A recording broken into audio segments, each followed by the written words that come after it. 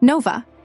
And Alice is a Swedish film that frames artistic collaboration as both catalyst and battleground. And when recapped and analyzed through a queer, emotionally grounded lens that centers women's experiences, the story becomes less about the music industry and more about what happens when two women are forced into proximity before they are ready to be fully honest with themselves, with each other, and with the structures around them that reward silence over truth, beginning with the Grammys ceremony, where Alice's polished professionalism and Nova's raw emotional immediacy are placed in stark contrast, not just musically but symbolically, as Alice represents the kind of woman who has learned to survive by being controlled, dependable, and palatable, while Nova embodies a more volatile authenticity that the industry exploits even as it mistrusts. And from the start, their dynamic is framed by external forces that speak over them, decide for them, and reduce their differences to marketable crossbreeding. A phrase that feels uncomfortably apt in a queer reading because it echoes how women's individuality and relational complexity are flattened into spectacle for consumption. The joint tour is not presented as a mutual choice, but as a mandate, and this lack of consent mirrors the way queer women are often pushed into visibility or secrecy on terms not their own, which immediately sets the emotional stakes. Both women are being asked to perform versions of themselves that do not fully align with who they are. Alice's domestic life, her marriage, her children, and her carefully scheduled commitments reveal another layer of pressure as she is constantly negotiating between being an artist and being perceived as a good woman who fulfills expectations.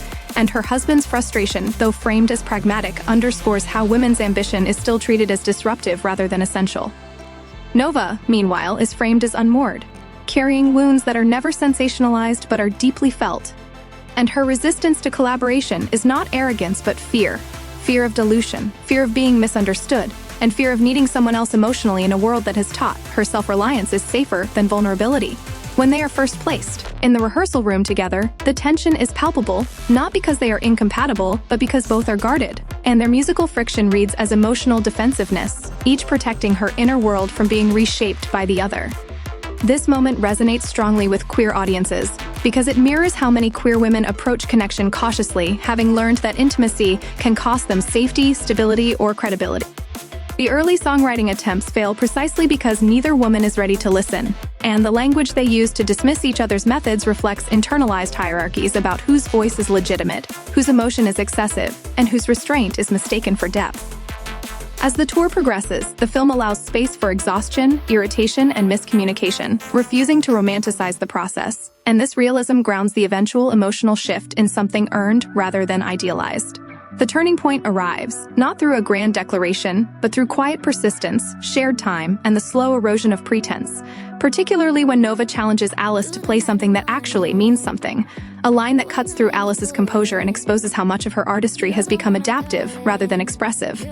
When Alice finally begins to write again from a place of personal truth, the act is framed as frightening, not liberating, because authenticity threatens the structures that have kept her life intact. And this fear is deeply familiar to queer women who come to self-recognition later in life or within heterosexual frameworks that once felt safe. The song they begin to write together, Sing About You, becomes the emotional spine of the film, not as a love song in a conventional sense, but as a shared language that allows them to say what cannot yet be spoken aloud, and the repeated emphasis on searching for words, on speaking a language only they can understand, captures the experience of queer intimacy that exists before labels, before permission, and before public acknowledgement. Their connection remains largely unspoken, communicated through glances, proximity, and mutual attunement, and this restraint is significant because it resists voyeurism and instead honors the interiority of both women, allowing viewers, particularly lesbian and queer women, to recognize the emotional charge of moments that mainstream storytelling often overlooks or dismisses.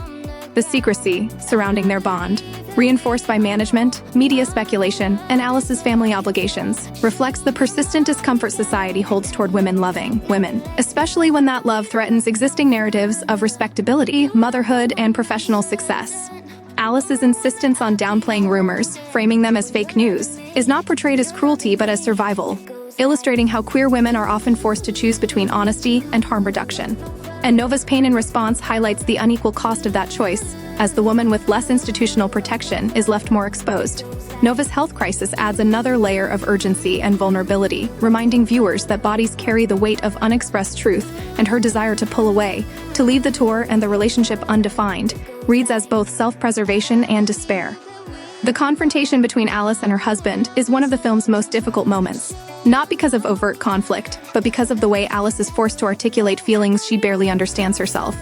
And her admission that she does not know whether she is in love with Nova captures the liminal space many queer women occupy, knowing something essential has shifted even if the future remains unclear. The question of choice, who she chooses and why, is framed not as a moral test but as an emotional reckoning. And the film refuses to offer easy resolutions, acknowledging that coming into visibility can fracture lives even as it creates the possibility of greater wholeness. The Grammys finale, where Nova presents the award to Alice and Alice dedicates her win to someone unnamed but deeply felt, is quietly radical in its restraint, allowing the gesture to function as recognition without exposure. And for queer viewers, this moment resonates as both bittersweet and affirming, capturing the reality that visibility often comes in fragments rather than declarations. The final performance, layered with imagery of satellites, stars, and light, reinforces the film's central metaphor. That connection does not require possession, that two women can orbit each other, influencing and illuminating one another even when circumstances prevent full convergence. Nova and Alice each represent different responses to longing, with Nova embodying the ache of wanting to be chosen openly, and Alice embodying the fear of what that choice would dismantle. And together they mirror the real-world pressures queer women face to hide, to minimize, or to justify their feelings, in order to remain legible within systems not designed for them.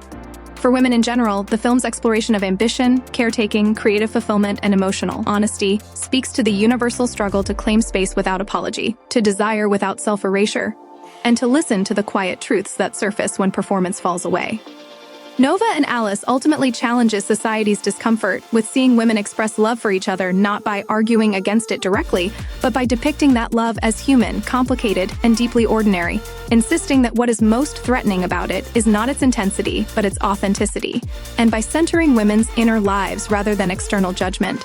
The film offers LGBTQ+ audiences a story that prioritizes recognition over resolution, inviting viewers to see themselves not as symbols or scandals, but as people in the ongoing process of becoming visible to themselves and to each other. As this video closes, and as this year comes to an end, I just want to take a moment to say thank you. Not in a scripted way, not in a content creator way, but in a real human way. Thank you for being here, for watching stories like this, for sitting with complicated emotions, quiet grief, soft love, and moments that don't always get space in the mainstream. If you've made it this far, it tells me you care about stories that are honest, tender, and sometimes uncomfortable. Stories that center women, that center lesbians, that center connection instead of spectacle. And that means more than I can put into words. This film and the song playing here at the end feel like a gentle hand on the shoulder, a reminder that love between women has always existed, even when it was hidden, even when it was misunderstood, even when it was never given the happy ending it deserved on screen. As we head into a new year, I hope we get more stories like this, more lesbian stories told with care, patience, and emotional truth, more room for queer women to grieve, to fall in love, to heal, to be angry, to be soft, to be whole. I hope for a future where lesbians don't have to justify their love, minimize their feelings, or explain why these stories matter, because they do, deeply, and always have.